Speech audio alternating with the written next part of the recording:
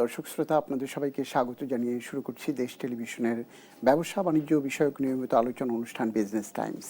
আজ আমাদের আলোচনার বিষয় কৃষি খাতের চ্যালেঞ্জ ও করণীয়। আর এই আলোচনার জন্য আমাদের স্টুডিওতে আমরা দুজন অতিথিকে আমন্ত্রণ জানিয়েছি। আমাদের সঙ্গে রয়েছেন doctor Ferdousi Begum, president Bangladesh potato exporters association এবং সাবেক পরিচালক ABCCI, এবং রয়েছেন বাপ্পি সর্দার, পরিবেশবিদ, উপদেষ্টা, মাতৃভূমি গ্রুপ। আপনাদের দুজনকে স্বাগত জানাচ্ছি আমাদের আজকের অনুষ্ঠানে। জি, ধন্যবাদ জানাচ্ছি। প্রিয় দর্শক, এই আলোচনা এগিয়ে নিতে আপনাদের সঙ্গে থাকবো আমি সুলতান মাহমুদ। শুরু করব আলোচনা। তার আগে একটু বলে নিতে চাই যে অন্তর্বর্তীকালীন সরকার নানান প্রেক্ষাপটে দেশের অর্থনীতিকে অনেকটা টানাপোড়েনের মধ্য দিয়ে একটি গতি সঞ্চারের উদ্যোগ নিয়েছিল এবং নির্বাচিত সরকার সেই গতিকে ত্বরান্বিত করবার নানানমুখী উদ্যোগ নিয়েছে বলে আমরা দেখতে পাচ্ছি। সরকার প্রধান তারেক রহমান ইতিমধ্যেই কৃষি ঋণ মওকুফ করেছেন, কৃষকদের 12,000 টাকা পর্যন্ত কৃষকদের কৃষি কার্ড দিয়েছেন। রয়েছে এই কৃষিকে ঘিরে তার আরও বহুমুখী পরিকল্পনা। কিন্তু এই বৈশ্বিক প্রেক্ষাপট এবং নানানমুখী এই যে আমরা চ্যালেঞ্জের মধ্যে রয়েছি, সেই চ্যালেঞ্জগুলো কৃষি অর্থনীতি এবং কৃষি খাতকেও, যারা সংশ্লিষ্ট কৃষি খাতের তাদেরকেও ভাবিয়ে তুলেছে। কি করণীয়, কি পরিস্থিতি বা কি সমস্যার মুখোমুখি হয়েছি আমরা, সেই বিষয়গুলো নিয়ে আলোচনা করব। আমি শুরুতে আলোচনায় যেতে চাই ডক্টর ফেরদৌসী বেগম, আপনাকে দিয়ে।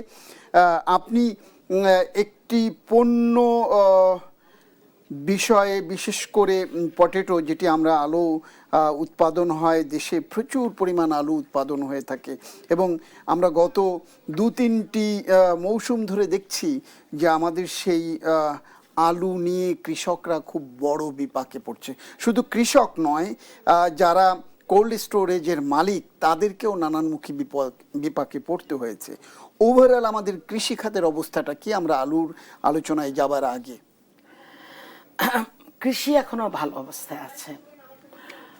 আমরা বারবার প্রমাণ করেছি। আমি কিন্তু একজন প্রফেসর, ড্যাফোডিল ইউনিভার্সিটিতে কৃষি বিভাগে পড়াই, ওখানে প্রফেসর, এবং 35 বছর ধরে আমি কৃষি নিয়ে কাজ করি এবং FBCCI তো আমি কৃষির ব্যবস্থাটা নিয়ে কাজ করতাম। দীর্ঘ অভিজ্ঞতা থেকে বলছি, আমরা 71-এ যেমন সবাইকে খাওয়াতে পেরেছি, 7.5 কোটি মানুষকে মোটামুটিভাবে। করোনার সময় অনেকে অনেক রকম ফোরকাস্ট করেছিল বিদেশি লোকেরা যে বাংলাদেশের অবস্থা এই হবে সে হবে। আমরা সেটা হতে দিইনি। আমাদের কৃষক গ্লাভস পরেনি, মাস্ক পরেনি, তারা খেতে কাজ করেছে। এখনো নানান সমস্যার মধ্যে দিয়ে আমাদের কৃষক কিন্তু কখনো তার জমিটা পতিতে ফেলে রাখতে চায় না। এটা তাদের একটা কি জানি বলেন আপনি, সকালবেলা যেমন আপনি ঘুম থেকে উঠে মুখ ধোন, সেরকম তাদের জমিটা তারা কিছুতেই পতিতে রাখবে না। তারা কাজ করেই যায়। তারা কত সুবিধা পেল, কত লস করলো, কত লাভ করলো। ধানে দাম পেল না, আলুতে দাম পেল না, ফুলকপিতে দাম পেল না, মানে আপনার মৌসুমি ফলে দাম পেল না, আনারসে দাম পেল না, কাঁঠাল দাম পেল না, কিন্তু তারা কাজ করতেই থাকে। এটা তাদের নেচার। এটা 1000 বছরে, 5000 বছরে কৃষি সভ্যতার এটা হলো, কৃষি তো প্রথম সভ্যতা শুরু করে এবং কৃষি প্রথম শিল্প, কৃষি প্রথম মানে মায়েরা যে কাজটা শুরু করে সেটা। তো এটা বন্ধ নেই, এটা আমরা ভালো আছি। তবে এইটার যে কাজগুলো আমাদের করা দরকার, এই যে আপনি বললেন আলু বা অন্যান্য, আপনি তো শুধু আলুটা বললেন, কিন্তু অন্যান্য আমাদের যে প্রোডাক্টগুলো আছে এই নিয়ে আমি অনেক কথা বলেছি, অনেক কমিটিতে কথা বলেছি, অনেক জায়গায় কথা বলেছি যে এখানে একটা বড় ধরনের মানে ব্রেক দরকার, বড় ধরনের আপনার ঝাঁকুনি দরকার এই জায়গাটায়। সেই ঝাঁকুনিটা আজও কেউ দেয়নি, সবাই নর্মাল গতিতে কাজ করছে। আমি তো আমি খুবই সরকারকে ধন্যবাদ জানাই, কৃষি ঋণ মকুব করেছেন। এর আগে আমাদের বেগম খালেদা জিয়া, উনি যখন 93 সালে তিনিও কৃষি ঋণ মকুব করেছেন 5,000 টাকা করে, কিন্তু তাতে কি কৃষকের লাভ হয়েছে? হয়নি। এইটাকে একটা ব্যবস্থার মধ্যে, আমার কাছে একটা মডেল আছে। আমার ছেলে অর্থনীতিবিদ ছিল, সে আর আমি কাজ করতাম রংপুর এলাকায়। আমরা একটা মডেল তৈরি করে কাজ করেছি, 7টা সেন্টার করে কৃষককে কিভাবে কাজ করতে হবে সেটা আমি বিস্তারিত যখন সময় হবে বলবো। আমি সরকারকে বারবার বলছি, এই নতুন সরকারকেও আমি সেই দিনও এক জায়গায়, মানে নতুন সরকারের বড় পলিসির জায়গায়, যা আমাকে একটু সুযোগ দিন, আমি একটু কৃষিতে কাজ করি 35 বছরের অভিজ্ঞতা নিয়ে। কারণ আমি একদম টপ টু বটম কাজ করে আমার আমি প্রত্যেকটা ব্যক্তির জায়গা থেকে উঠে এসে আমি সামগ্রিকভাবে আপনি বলেন, সামগ্রিকভাবে আপনি বলেন যে আসলে আমাদের কৃষি, আমাদের যে কৃষিতে যে সারে প্রণোদনা দেওয়া হয়, আপনার ডিজেলের প্রণোদনা দেওয়া হয়। এখন দেখেন ডিজেল যে সংকট শুরু হতে যাচ্ছে, এটা সামাল দিবে, এটা সামাল দিতেই হবে আমাদের। এখন আমাদের বিদ্যুৎ মন্ত্রী বলেছেন দরকার হলে শহরে আমরা বিদ্যুৎ রাখবো না, আমরা এটা গ্রামে দিয়ে দেবো আমাদের সেচের জন্য, কারণ এখন সেচের টাইম এসে গেছে, সেচ দিতে হবে। তো সামগ্রিক অবস্থা কৃষির মূল্য যদি আমরা ন্যায্য মূল্যটা ঠিক রাখতে পারি, কৃষক তার উৎপাদন করবে, কৃষির অবস্থা ভালো। আমরা বাজারে গেলে কিন্তু সব কিছুই পাই, কিন্তু আমাদের যে আরও কিছু নীতিমালা দিয়ে কৃষিকে বাঁচিয়ে রাখতে হবে। প্রথম অন্ন, এটাকে বাঁচিয়ে রাখতে হবে।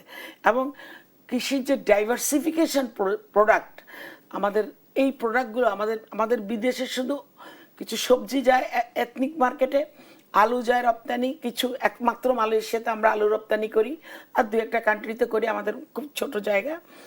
কিন্তু এটাকে ডাইভার্সিফাই করে এবং কৃষি প্রসেসিং ইন্ডাস্ট্রিতে চলে যেতে হবে, কৃষি সংরক্ষণে যেতে হবে। কার্ড দিলে হবে না। আমার কৃষি কার্ড একটা অত্যন্ত ভালো ব্যবস্থা, এটা আমি আইডি কার্ড দিয়েও পারি বা কৃষি কার্ড দিয়েও করতে পারি, কিন্তু আমার যে সংরক্ষণ উপজেলা পর্যায়ে কৃষি পণ্যের সংরক্ষণ এবং কৃষির যে আপনার যানবাহন, কৃষির যে মানে সরবরাহ ব্যবস্থা, এইটা কিন্তু আপনাকে সেন্ট্রালাইজ না করে আপনাকে ওই মানে ধরেন সব জিনিস ঢাকায় না এসে আমার ওই এলাকা ভিত্তিক ডিস্ট্রিবিউশনের ব্যবস্থা থাকতে হবে। এগুলো কতগুলো পয়েন্ট আমরা সরকারকে দিয়েছি। আমি এবার সরকারের কৃষি ইশতেহার লিখেছিলাম নির্বাচনের আগে, সেখানেও বলেছি এই কথাটা। ধন্যবাদ ডক্টর ফেরদৌসী, আমি আবার আপনার কাছে আসব। আমি একটু যেতে চাই বাপি সর্দার আপনার কাছে। এই যে উনি বলছিলেন যে কৃষি নিয়ে উনি কাজ করছেন, আমরা দেখলাম এই কৃষিতে পরিবেশ বিধ্বংসী যে কর্মকাণ্ড সেগুলোর ব্যাপকতা বেড়েছে। কৃষির মাটির যে উৎপাদনশীলতা সেটি কমে গেছে, অতিমাত্রায় সারের ব্যবহার, কীটনাশকের ব্যবহার, এবং সেই সার এবং কীটনাশক শুধু পরিবেশ নয় মানব দেহের বিভিন্ন রোগের অনুষঙ্গ হয়ে দেখা দিচ্ছে। এই কৃষি এবং এই যে পরিবেশ, দুটিকে আপনি কিভাবে দেখছেন? ধন্যবাদ। আসলে প্রথমত হচ্ছে ম্যাডাম যেটি বলেছেন যে একটি সঠিক পরিকল্পনা দরকার। তার ভিতরে একটি হচ্ছে আমরা একদিকে যেমন কেমিক্যালের যে পণ্যগুলো উৎপাদন করছি, বিশেষ করে যে সারগুলো উৎপাদন করা হয়, এটি মূলত আসলে কেমিক্যাল ইন্ডাস্ট্রির একটা অংশ এবং এটি কিন্তু আমাদের অর্থনীতিতে একটা শক্তিশালী জায়গা দখল করে নিয়েছে। কিন্তু অপরপক্ষে যদি আমরা মনে করি যে আসলে আমরা এখন উৎপাদনটা কিভাবে বাড়াবো, যদি আমরা এই সারগুলো ব্যবহার বাদ দিয়ে কিভাবে আমরা জৈব সারটা ব্যবহার বাড়াবো, এই বিষয়ে গুরুত্বপূর্ণ বিষয় হচ্ছে যে আমাদের গবাদি পশু এটার যে ব্যবহার বাড়ানো, অর্থাৎ এটি কৃষির একটি গুরুত্বপূর্ণ পার্ট। যেহেতু আমাদের কৃষির প্রযুক্তির ক্ষেত্রে গবাদি পশুর ব্যবহারের যে মাত্রাটা আমাদের চিরাচরিত একটি নিয়ম ছিল বাংলাদেশে, সেই জায়গা থেকে এখন আধুনিক প্রযুক্তি ব্যবহার করা হচ্ছে। মানুষ সময়টাকে সংরক্ষণ করতে চায়, তবে আমাদের মাটির উর্বরতা নষ্ট করার জন্য কেমিক্যাল যে সারগুলো ব্যবহার করা অবশ্যই এটি ক্ষতিকারক। এই গবাদি পশুর যে আবাদ প্রজনন বৃদ্ধির জন্য যে প্রকল্প গ্রহণ করা দরকার, যেটি আমাদের বাংলাদেশে বেশ কয়েকটা সরকারের প্রজেক্ট আছে, কিন্তু সেগুলো সর্বশেষ 5 বছরে খুব বেশি আলোর মুখ দেখেনি। অর্থাৎ নতুন সরকার যে এখন উদ্যোগ গ্রহণ করছে, এইটি কিন্তু এখনকার সমস্যা না, এটি এখন থেকে আরো 7-8 বছর আগে থেকেই এই সমস্যাটা দেখা দিয়েছে। বিগত আওয়ামী লীগ সরকার ওনাদের বাজেট ছিল, কিন্তু সেই বাজেটের সঠিক ব্যবহার করতে পারেনি এবং আমরা একটা দুর্নীতির একটা মহা উৎসব আমরা তখন দেখেছি। তো এখন বর্তমান সরকার যে কাজকর্ম শুরু করেছে 2 মাস, তবে আমি বলবো যে এখানে যারা কৃষি খাতে গবেষক আছেন এবং কি ধরনের উদ্যোগ গ্রহণ করলে একটি সেন্ট্রালাইজড পদ্ধতিতে আমাদের এই কাজকর্মগুলো আগানো যায়। তো এখানে জৈব সারের ব্যবহার বাড়াতে গেলে আমাদের যে সংরক্ষণ পদ্ধতি, অর্থাৎ অঞ্চল ভিত্তিক আমরা কিভাবে কি স্ট্যান্ডার্ডে আমরা এই জৈব সার সংরক্ষণ করব, সেটি কৃষকদের মাঝে কিভাবে বিতরণ করব, অথবা কৃষক কি প্রসেসিং এর মাধ্যমে এই জৈব সারটা উৎপাদন করবে এবং মাঠে প্রয়োগ করবে। যেহেতু 1 কেজি জৈব সারের উৎপাদনে যে টাকা খরচ হয় তার থেকে কেমিক্যালের যে সারটি ব্যবহার করা হয় কম টাকায় সারটি ব্যবহার করা যাচ্ছে। তাহলে কৃষক যেমন একদিকে কস্টিং হিসাব করবে, আবার একইভাবে গুরুত্বপূর্ণ বিষয় হচ্ছে মাটিরও উর্বরতা নষ্ট হচ্ছে। তাহলে এখানে রাষ্ট্র কি ভূমিকা পালন করবে, এটি খুবই গুরুত্বপূর্ণ বিষয়। এবং ম্যাডাম আরেকটা গুরুত্বপূর্ণ বিষয় বলেছেন, সেটি হচ্ছে কৃষকরা সবসময় তার যে সন্তানকে যেমন ভালোবাসেন, তিনি কিন্তু তার যে জমি আছেন, কৃষি যে জমিটি আছেন, তিনি কিন্তু সন্তানের মতোই এই কৃষি জমিটিকে ভালোবাসেন। এবং কৃষকদের সবসময় আমরা বঞ্চনার মধ্য দিয়ে যেতে হয়, কৃষকদেরকে সবসময় অভাবের মধ্য দিয়ে যেতে হয়। একই সাথে কৃষকরা যে কাজটি করে থাকেন, মেধাবী সন্তান বাংলাদেশে আজকে সচিব থেকে শুরু করে যত আমলা বিভিন্ন অফিসার থাকেন, দেখা যাচ্ছে কৃষক ফ্যামিলি থেকেই তারা বাংলাদেশে লিড করেন। তো এই ক্ষেত্রে কৃষি পণ্যে জৈব সারের ব্যবহার বাড়ানোর জন্য সঠিক পদক্ষেপ গ্রহণ করা দরকার। একই সাথে কেমিক্যাল পণ্যে যে প্লাস্টিক ব্যবহার করা হয়, যে জৈব সারের যে প্লাস্টিক পণ্যের যে বস্তাগুলো আছে, সেই বস্তাগুলো যেটি আমরা পলিথিন আকারে মাটির সাথে মিশে যাচ্ছে, সেই জায়গাগুলো আমাদের আসলে বিগত অন্তর্বর্তীকালীন সরকারের বন পরিবেশ বিষয়ক উপদেষ্টা সৈয়দা রিজওয়ানা ম্যাডাম উদ্যোগ গ্রহণ করেছিলেন, কিন্তু আসলে সিন্ডিকেটের কাছে এটি কিন্তু অসহায়। এবং মজার বিষয় হচ্ছে যে এখন সরকার যে পলিসিগুলো নিচ্ছে, অনেক ক্ষেত্রে আমরা দেখতে পাচ্ছি যে বিশেষজ্ঞ যারা আছেন, স্টেক হোল্ডার যারা আছেন যে যে খাতে, তাদেরকে উপেক্ষা করেই বিভিন্ন বক্তব্যগুলো দেওয়া হচ্ছে। এবং যে কার্ডের যে প্রসেসটা আনা হয়েছে, এটা এক প্রকার জাস্ট পলিটিক্যাল শো। এটা আসলে প্রোডাক্টিভ কোনো কিছু না। এটা সাময়িক, মানে মানুষকে একটা প্রলুব্ধ করা, মানুষকে একটা ইন্টেনশনালি আমি নির্বাচনী ইস্তেহার দিয়েছিলাম সেই জায়গাটা আমি আপনার কাছে সেই কার্ডের ইস্যুটা নয়, আমি আপনার সাথে পরে আসবো। বাপ্পি সর্দার, আমি আপনাকে বলছিলাম যে আপনি যেহেতু পরিবেশ নিয়ে কাজ করেন, আমাদের কৃষিতে পরিবেশের ক্ষতি কি পরিমাণ হচ্ছে? আমরা কৃষি কাজ করতে গিয়ে বার্ষিক কি পরিমাণ পরিবেশকে ঝুঁকিতে ফেলছি, সেটি টাকার অঙ্কে কেমন? আমরা এখন এই মুহূর্তে যদি আমরা 5 বছরের জিওগ্রাফি দেখি বা 10 বছরের জিওগ্রাফি দেখি, কৃষি খাতের মাধ্যমে যে বিশেষ করে কেমিক্যাল পণ্য ব্যবহার, প্লাস্টিক পণ্যের ব্যবহারের মাধ্যমে পরিবেশের প্রায় অন অ্যাভারেজে প্রায় 11% উপরে এখন ইতোমধ্যে আমরা সরাসরি ক্ষতির মুখে পড়েছি। তার ভিতরে সব থেকে আমরা যদি লক্ষ্য করি স্বাস্থ্য ঝুঁকি, কারণ এই নিরাপদ খাদ্য আমাদের স্বাস্থ্য ঝুঁকি একদমই প্রান্তিক পর্যায়ে নিয়ে এসেছে। অর্থাৎ ব্যবহারের মাত্রাটা এত বেশি বেড়ে গেছে, যেখানে আমাদের জলজ প্রাণী থেকে শুরু করে, আমাদের গবাদি পশু থেকে শুরু করে, শিশু থেকে শুরু করে, বৃদ্ধ থেকে শুরু করে অন এভারেজে আমরা সবাই স্বাস্থ্য ঝুঁকির মধ্যে পড়ে গেছি। কারণ আমাদের শারীরিক যে রোগ প্রতিরোধ ক্ষমতা, সেই রোগ প্রতিরোধ ক্ষমতা একদমই তলানিতে চলে এসেছে, এবং যার ফলে আমরা একটি ভঙ্গুর জাতি হিসেবে আমরা কিন্তু উপস্থাপিত হওয়ার পথে আছি। তো এই পরিস্থিতিতে সরকারকে এখন শক্তিশালী অবস্থার মধ্যে লাগাম টেনে ধরতে হবে, এবং পলিসিগত জায়গার ক্ষেত্রে পরিবেশের যে বিধ্বংসী ব্যবহার, সেই জায়গাতে বিধ্বংসী ব্যবহার শুধু কি সারের বস্তা না প্লাস্টিক, আর কোন কোন জায়গায় পরিবেশ বিধ্বংসী হচ্ছে? এখানে আরেকটি গুরুত্বপূর্ণ বিষয় হচ্ছে যে আমাদের যে খালগুলো আছে, নদীগুলো আছে, যেখানে কেমিক্যালের যে বর্জ্যগুলো,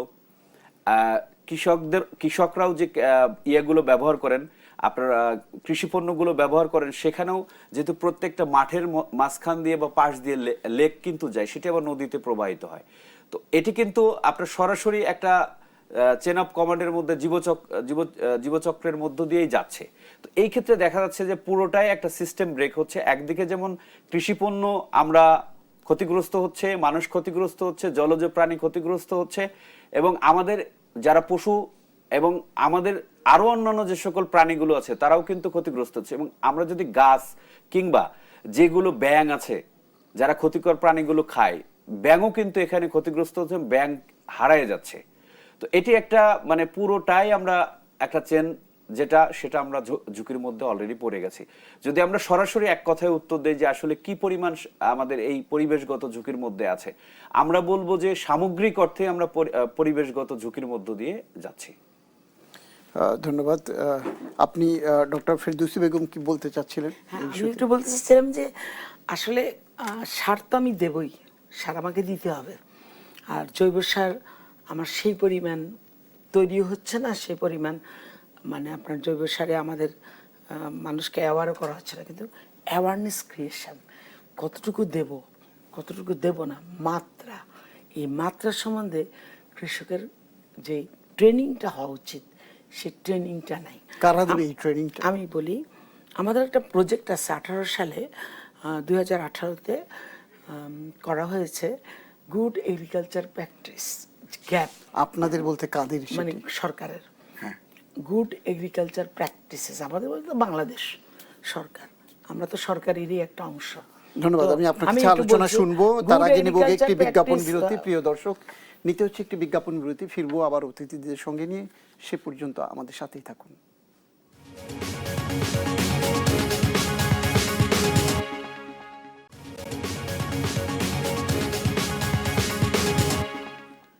প্রিয় বিজ্ঞাপন বিরতির পর ফিরছি আবার আমাদের নির্ধারিত আলোচনা। আমাদের আজকের আলোচনার বিষয় কৃষি খাতের চ্যালেঞ্জ ও করণীয়। আর এই আলোচনার জন্য আমাদের সাথে রয়েছেন দুজন অতিথি। রয়েছেন doctor Ferdousi Begum, president Bangladesh potato exporters association, এবং রয়েছেন পরিবেশবিদ বাপ্পি সর্দার।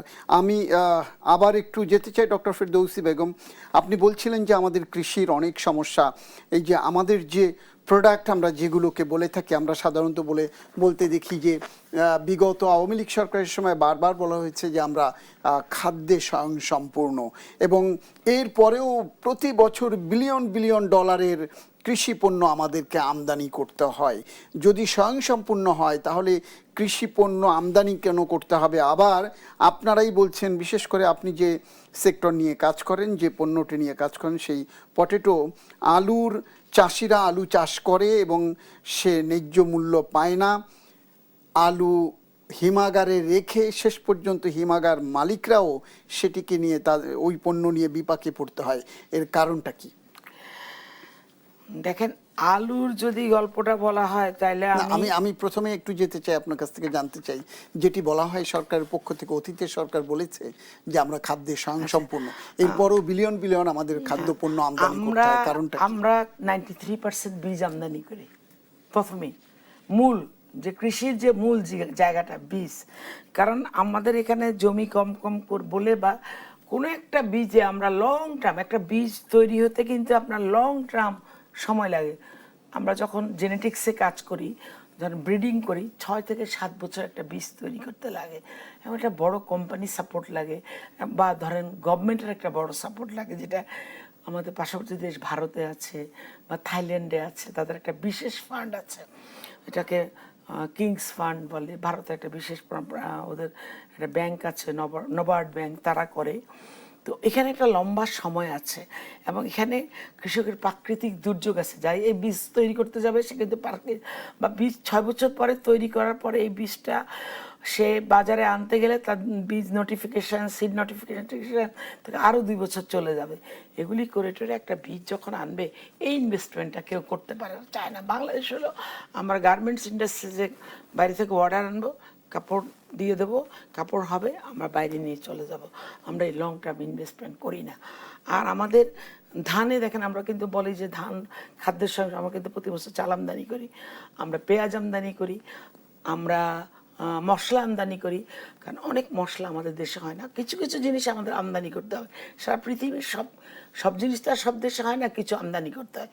কিন্তু বীজটা আমাদের জন্য অত্যন্ত ভার্নারেবল। যেই বীজগুলো আমাদের করা যায় সেই বীজগুলো আমাদের করা উচিত। না করলে কিন্তু ফাইন মর্নিংয়ে সাপোজ ধরেন চীন বললো আমি বীজ দেবো না, নেদারল্যান্ড বললো আমি বীজ দেবো না, আমরা যে কটা দেশ থেকে আনি, বা ভারত বললো, যেটা ভারত সবচেয়ে বড় বীজ রপ্তানি করে, তারা বললো আমরা বীজ দেবো না, তখন কিন্তু আমাদের কৃষক ভার্নারেবল হয়ে যাবে। এই সেক্টরটার দিকে আমরা অনেক বছর ধরে বলেছি, এই সেক্টরটার দিকে কোনো রকম বড় ধরনের কোনো কাজ করা হয়নি, বা আমাদের যারা আমরা করতে চাই তাদেরকে করতে দেওয়া হয়নি। যেমন আমি আলু বীজ করেছি, আমার যখন আর এটা সবাই জানে আলু বীজের সাইকেল হলো 6 বছর পরে আলু বীজটা আসবে, নোটিফিকেশনে 7 বছর পরে আমি বাজারে দেবো। এটা একটা বায়োটেকনোলজি পদ্ধতিতে করে। ভাইরাস কিন্তু আপনি কীটনাশক দিয়েও কিন্তু এটাকে ফ্রি করতে পারবেন না, বায়োটেকনোলজি পদ্ধতিতে করে। এটা নেদারল্যান্ড থেকে সাধারণত এই বীজটা আসে। আমি 7 বছর পরে এসে দেখলাম 6 বছর পরে আমার আলু 2 টাকা হয়ে গেল, আমার বীজের কস্টিং 36 টাকা, 2 টাকা হয়ে গেল। তা আমার বীজ কে কিনবে? আমি 10 কোটি টাকা লসে চলে গেলাম। আমার কাছে কেউ কি আসে দাঁড়িয়েছে? দাঁড়ায়নি। আমার কাছে দাঁড়াতে হবে তখন যে হ্যাঁ তোমার এবার লস হয়েছে, এবার এটা হয়েছে, বা এই প্রাকৃতিক দুর্যোগ হয়েছে, বা এই ক্রপ ইন্স্যুরেন্স আছে। আমাদের ক্রপ ইন্স্যুরেন্স কথা মাননীয় প্রধানমন্ত্রী তারেক রহমান সেদিন বলেছেন ক্রপ ইন্স্যুরেন্সের দরকার আছে। এই কতগুলো জায়গায় যদি আপনি হাত না দেন, আপনাকে সেক্টর ভাগ করতে হবে যে আমি এখন এই সেক্টরে আমি একদম স্বয়ংসম্পূর্ণ হব। যেমন উনি গবাদি পশুর কথা বলেছে, আমার বাড়িতে তো 2টা গরু ছিল, তাহলে আমার পুষ্টির জন্য ম্যালনিউট্রিশনের আমরা ভুগছি। আমাদের এখন একটা পরবর্তী এসে ম্যালনিউট্রিশন। আমার বাড়িতে দুধ খাবে না কেন? আমার বাড়িতে গোবর তৈরি হবে না কেন? আমার বাড়িতে কেঁচো সার তৈরি করা যেটা আগে হতো সেটা হবে না কেন? তাহলে আমি ম্যান্ডেটরি করি যে আমার বাড়িতে 2টো গরু পালতে হবে, 2টো গরু পালার ব্যবস্থা করতে হবে। আমি কেন একটা ট্রাক্টর 35 লক্ষ টাকা দিয়ে ট্রাক্টর কিনতে যাব? কারণ আমার ওই কৃষক তো ওই ট্রাক্টর কেনার জায়গা না, আর আমার জমিও অত বড় না। তাহলে আমি যে পদ্ধতিটা ব্যবহার করতাম, আমার ছেলে, আমরা ট্রাক্টর ভাড়া নিতাম, ছোট ছোট হপার, এগুলি বিভিন্ন এসিআই কোম্পানি বা বিভিন্ন কোম্পানি থেকে মেটাল এদের কাছ থেকে ক্রপ অনুযায়ী ভাড়া নিতাম যে এই সিজনে আমাকে এই ট্রাক্টর দাও। ভাড়া নিয়ে কৃষকের একটা পার্সেন্ট থেকে আবার তার জিনিস তার সাথে চলে যেত। এরকম কিছু ব্যাপার নিয়ে আপনাকে বসতে হবে, জানতে হবে। আপনি উপর থেকে আপনি একটা দিয়ে দিলেন এসি রুমে বসে, সেটা হবে না। আপনাকে একদম নিচে যেতে হবে। এখন নিচে আমার লোক আছে, কারা আছে?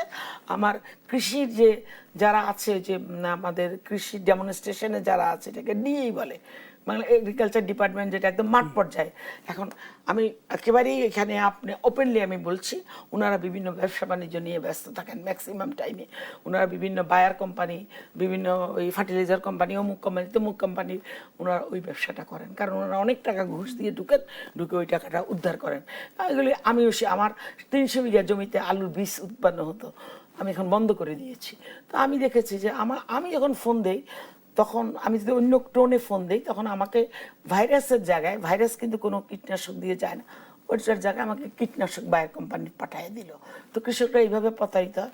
সেজন্য ওই যে আমি একটা কথা বললাম, গ্যাপ গুড এগ্রিকালচার প্যাক্টে 18,000 কোটি টাকা এখানে দেওয়া আছে। এই টাকাটা কোথায়, কিভাবে, কি ইউজ হচ্ছে?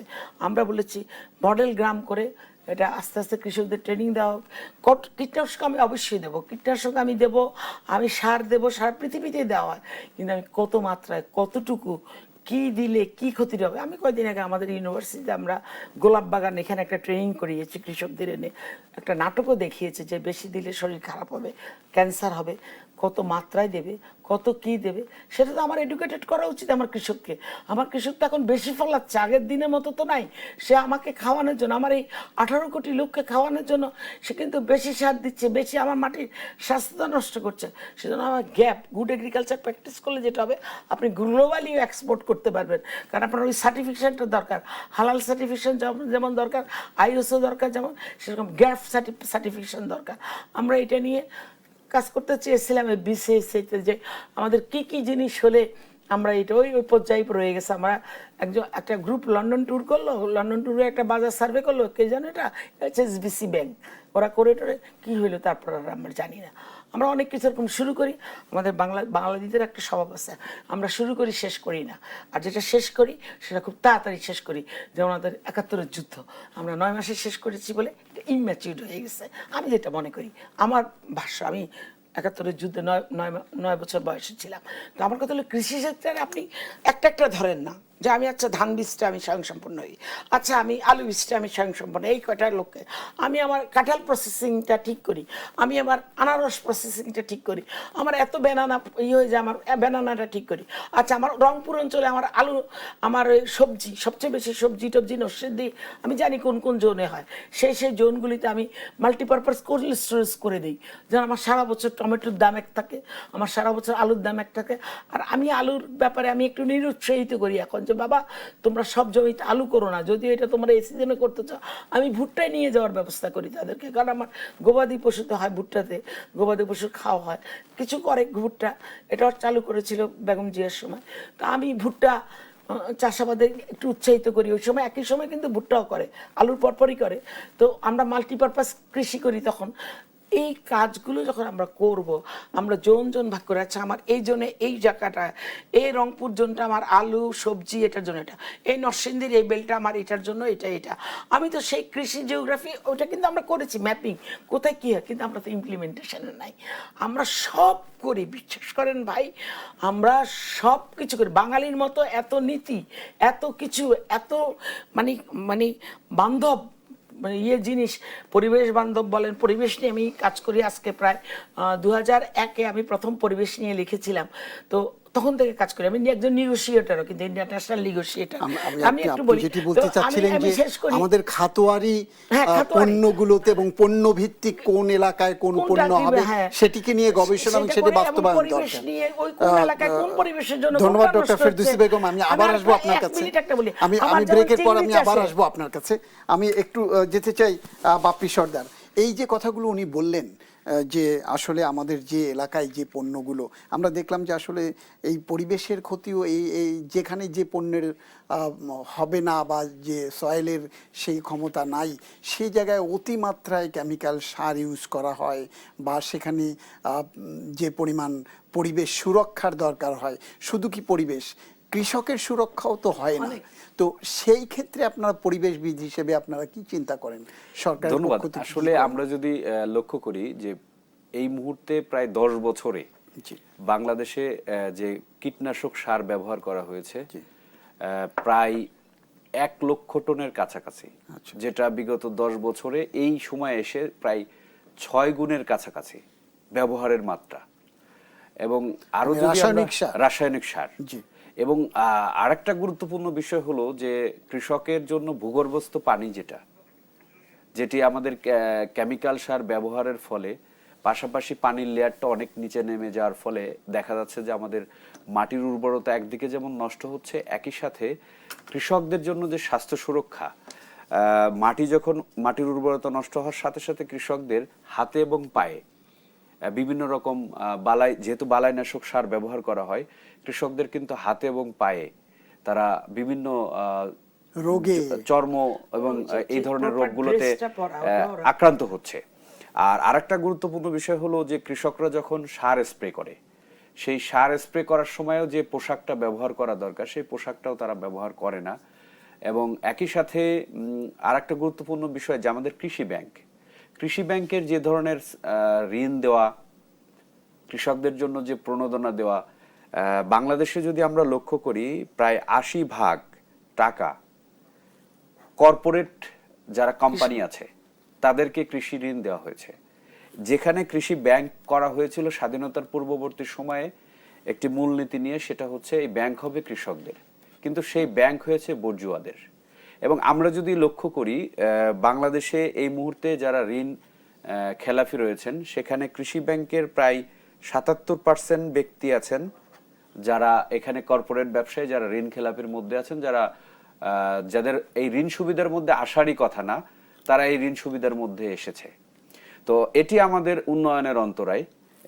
এটি এখন যেহেতু নির্বাচিত নতুন সরকার এসেছে, এই ক্ষেত্রে একটি সুনির্দিষ্ট নীতিমালা করা প্রয়োজন যে কৃষকরা আসলে প্রান্তিক লেভেলের কৃষকদেরকে শুধু 12,000 টাকা মওকুফ করলে হবে না, সহজ শর্তে ঋণ সুবিধা। এবং আরেকটি গুরুত্বপূর্ণ বিষয় হতে পারে, সেটি হচ্ছে যে সকল কৃষকদেরকে কার্ড দেওয়া হচ্ছে, যেহেতু আমরা চাই যে আসলে কার্ডের বিষয় না, আমরা চাই একজন কৃষক যেন স্বয়ংসম্পূর্ণ হয়, একজন ব্যক্তির জন্য একটা স্ট্যান্ডার্ড লাইফ লিড করে।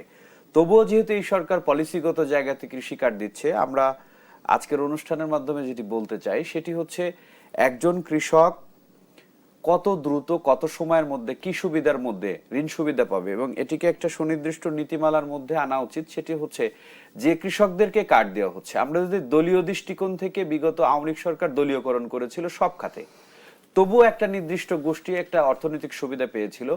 যদি আমরা ধরি যে বর্তমান সরকারের যারা মতাদর্শের আছেন তারাও যদি এই কার্ড সুবিধার মধ্যে আসে, সেই কতগুলো কৃষককে কার্ড দেওয়া হচ্ছে, সেই কৃষকগুলো কতদিনের মধ্যে কত টাকা লোন সুবিধা পাবে এবং সর্বনিম্ন কত পাবে, সর্বোচ্চ কত পাবে, এবং এখানে যে সিন্ডিকেট পদ্ধতি, যেহেতু এখন ডিজিটালাইজেশন করা হয়েছে, কৃষকরা এখন প্রান্তিক পর্যায়ে কৃষকের যে ফ্যামিলিতে থাকেন তাদের সন্তানরা কিন্তু আইফোন ব্যবহার করেন কিংবা ডিজিটাল ফোন ব্যবহার করেন। তো সেই ক্ষেত্রে ডক্টর বাপ্পি, আপনি যেটি জনাব বাপ্পি সর্দার, আপনি যেটি বলতে চাচ্ছেন যে আসলে কৃষি কার্ডের ব্যবহারটা কোথায় কোথায় হবে এবং সেটির যাতে পরিপূর্ণ সঠিক ব্যবহার করা হয় যায়, সেটি এখনই সেই সেটা জায়গায় খোলাসা করতে হবে। শুরুতেই সেগুলোকে নিশ্চিত করা দরকার। ধন্যবাদ বাপ্পি সর্দার।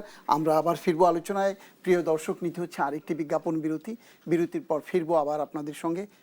সে পর্যন্ত আমাদের সাথেই থাকুন।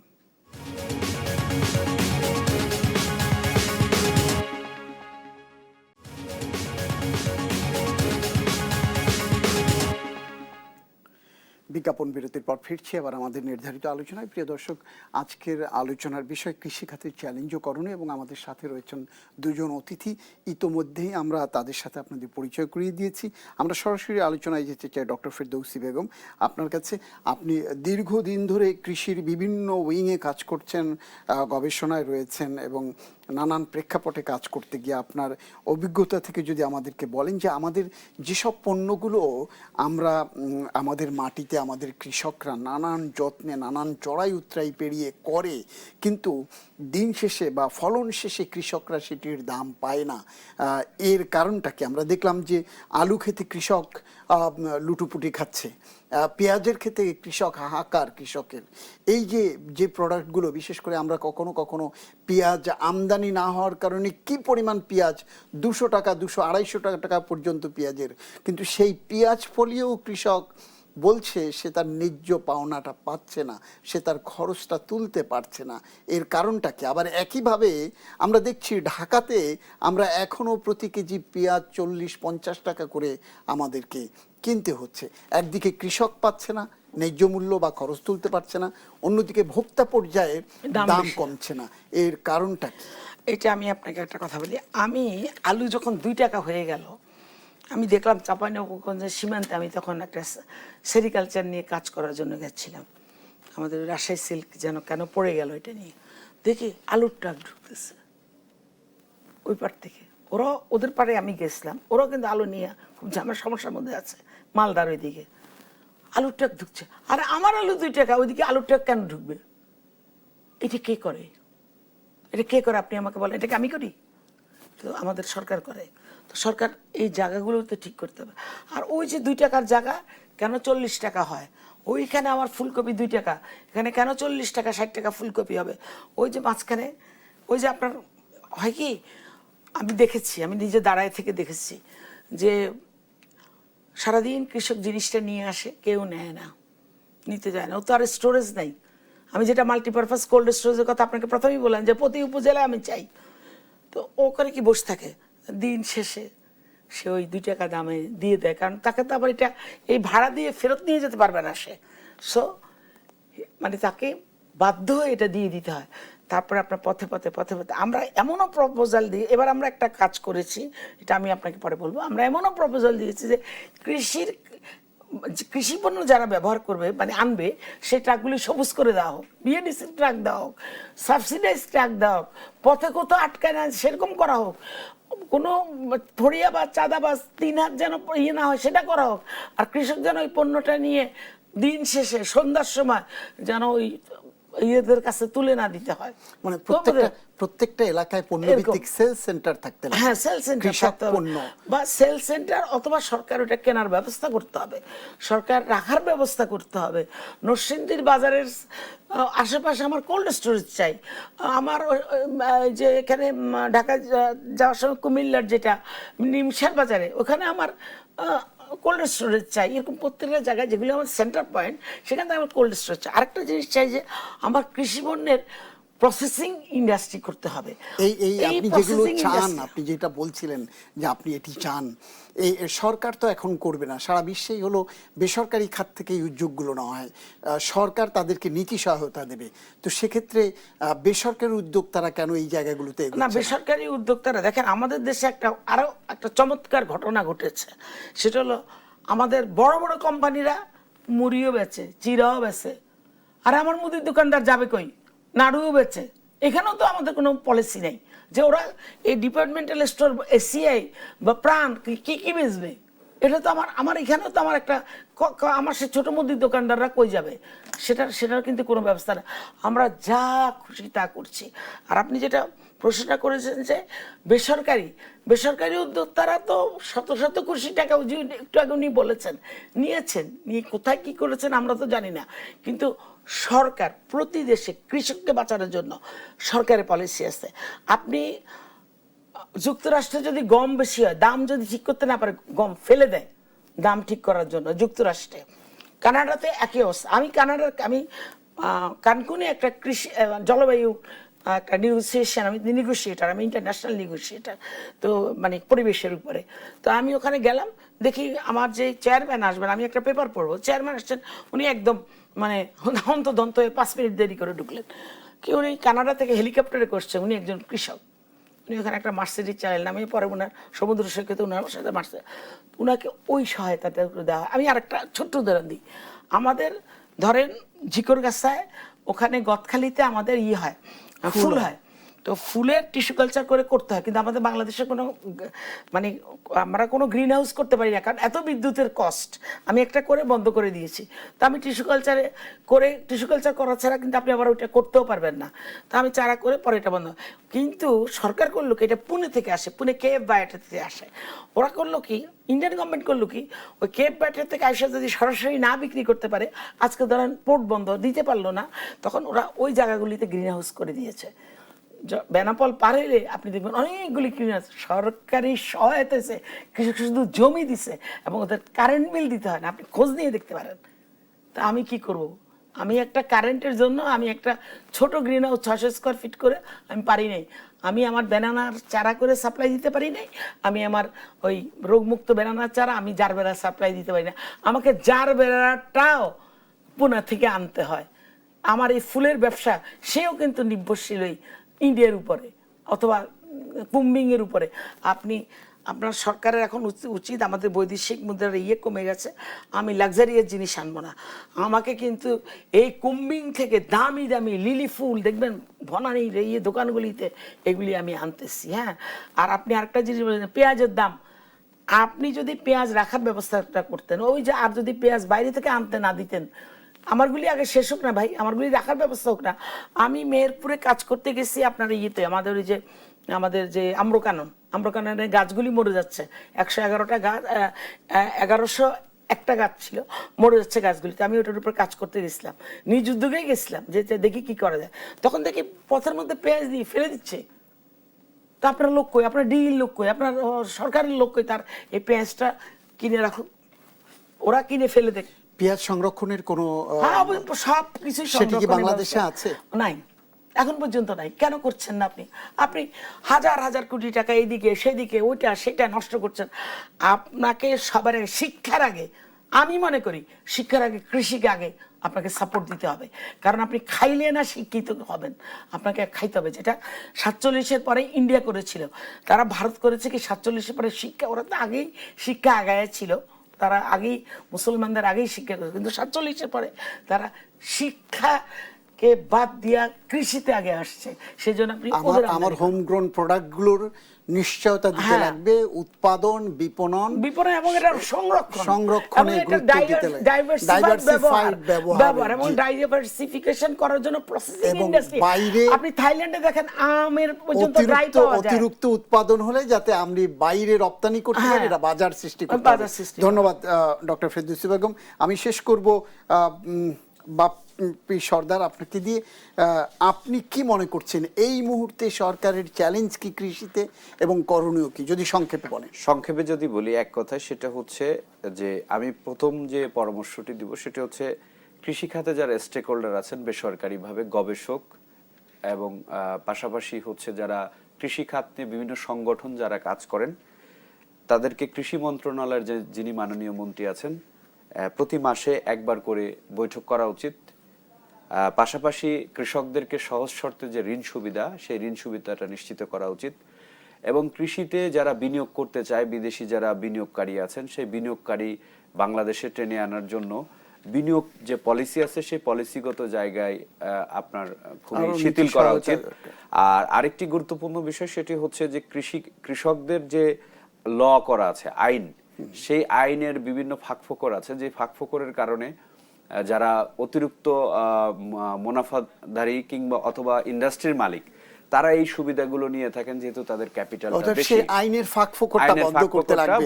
ডক্টর ফেরদৌসী বেগম, আপনি আরো বলতে পারবেন? আমরা আমাদের একেবারেই সময় শেষ, আমরা নিশ্চয়ই আবার কখনো শুনবো আপনাদের আলোচনা। আমাদেরকে সময় দেওয়ার জন্য আমরা জানি যে আসলে কৃষি জমির পরিমাণ প্রতি বছর প্রায় 70 থেকে 80 মেট্রিক টন। ধন্যবাদ আপনাদের আমাদেরকে সময় দেওয়ার জন্য। প্রিয় দর্শক, আলোচনা শেষ করব এখানটাতে, তার আগে জানিয়ে রাখছি দেশ টেলিভিশনের ব্যবসা বাণিজ্য বিষয়ক আলোচনা অনুষ্ঠান বিজনেস টাইমস সপ্তাহে শনি থেকে বৃহস্পতি একই সময়ে সরাসরি সম্প্রচার হয়ে থাকে। আমাদের সঙ্গে থাকবার জন্য আপনাদের সবাইকে অনেক অনেক ধন্যবাদ জানাচ্ছি। আমি সুলতান মাহমুদ। আল্লাহ হাফেজ।